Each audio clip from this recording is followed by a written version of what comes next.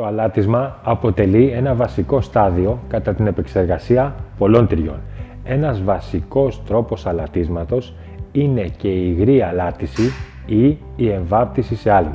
Η άλμη συνδέεται με το θαλασσινό νερό, το οποίο για αιώνες αποτελούσε το μέσο εμβάπτισης και αλατίσματος πολλών τυριών και άλλων τροφίμων που παρήγαγαν οι λαοί που κατοικούσαν στη λεκάνη της Μεσογείου. Το θαλασσινό νερό είναι ένα υδατικό διάλειμμα, φυσικά διαλύτης είναι το νερό, το οποίο ως διαλελειμμένες ουσίες περιέχει πολλά ευδιάλυτα άλατα. Σήμερα όταν μιλάμε για άλμη θεωρούμε ένα υδατικό διάλειμμα στο οποίο μοναδική διαλελειμμένη ουσία είναι το χλωριούχο νάτριο ή χλωρίδιο του νατρίου. Πολλές φορές ακούμε ότι μία άλμη είναι παραδείγματος χάρη 7% κατά βάρος ή 15% κατά βάρος ή 22% κατά βάρος. Κάθε άλμη δηλαδή συνοδεύεται από έναν αριθμό. Τι σημαίνει αυτός ο αριθμός? Ας υποθέσουμε ότι έχουμε μία άλμη 7%.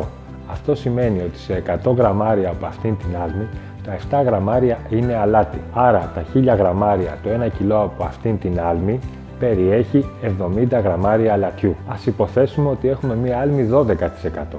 Τότε αντίστοιχα σε 100 γραμμάρια από αυτήν την άλμη περιέχονται 12 γραμμάρια αλατιού. Ή σε 1000 γραμμάρια σε 1 κιλό από αυτήν την άλμη περιέχονται 120 γραμμάρια αλατιού. Ο αριθμός αυτός λοιπόν δίπλα από κάθε άλμη εκφράζει την περιεκτικότητα επί της 100 της άλμης σε αλάτι. Μία άλμη μπορεί να είναι 10%, μπορεί να είναι 1%, μπορεί να είναι 0,0001%, δεν μπορεί όμως να είναι πάνω από 35%.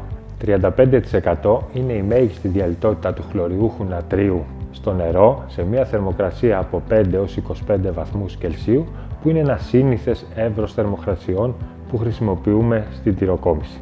Άρα, εάν προσθέσω περισσότερο αλάτι, αυτό θα καταβυθιστεί ως ίζημα στον πυθμένα του δοχείου μου και με αυτόν τον τρόπο μάλλον σπατάλησα το αλάτι μου. Οι τυροκόμοι εδώ έφτιαξαν μία άλμη 6% κατά βάρος. Για να δούμε πόσο αλάτι περιέχει.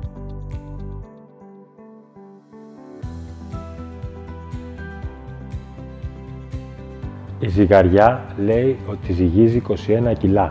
Αν δεν λάβουμε υπόψη το απόβαρο, δηλαδή το βάρος του πλαστικού, τότε στην άλμη αυτή περιέχονται 21 επί 0,06 ίσον 1260. Δηλαδή, σε αυτήν εδώ την άλμη περιέχονται 1260 γραμμάρια άλατος. Η άλμη ισούται με νερό συν αλάτι. 100 γραμμάρια από την άλμη 6% περιέχουν 6 γραμμάρια άλατος και 94 γραμμάρια νερό. Κατά τον ίδιο τρόπο, 100 γραμμάρια από μία άλμη 20% κατά βάρος περιέχουν 20 γραμμάρια άλατος και 80 γραμμάρια νερό. Δείτε λοιπόν πόσο εύκολο είναι να φτιάξουμε όποια άλμη θέλουμε. Γενικά λοιπόν αυτό που κάνω είναι να πολλαπλασιάσω την ποσότητα της άλμης που θέλω να φτιάξω με την περιεκτικότητα επί της 100 του άλατος. Πάμε μαζί να φτιάξουμε μία άλμη. Θα φτιάξουμε 1 κιλό από μία άλμη 7% κατά βάρος. Για να φτιάξουμε 1 κιλό άλμη 7% κατά βάρος θα χρησιμοποιήσουμε 930 γραμμάρια νερό και 70 γραμμάρια αλατιού. Έχουμε τα 930 γραμμάρια νερό, τώρα θα μεταφέρουμε και 70 γραμμάρια αλατιού.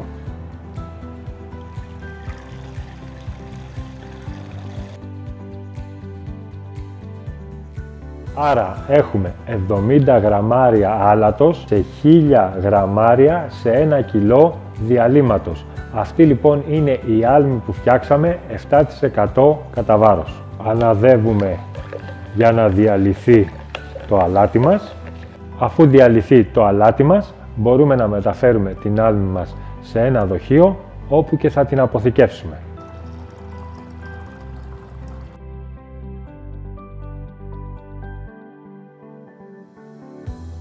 Στη συνέχεια θα φτιάξουμε 1 κιλό από μία άλμη 18% κατά βάρος.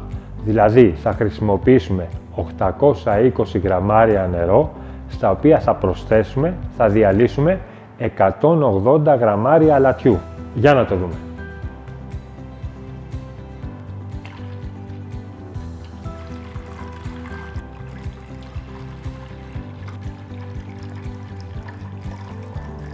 Στη συνέχεια θα προσθέσουμε 180 γραμμάρια αλάτι.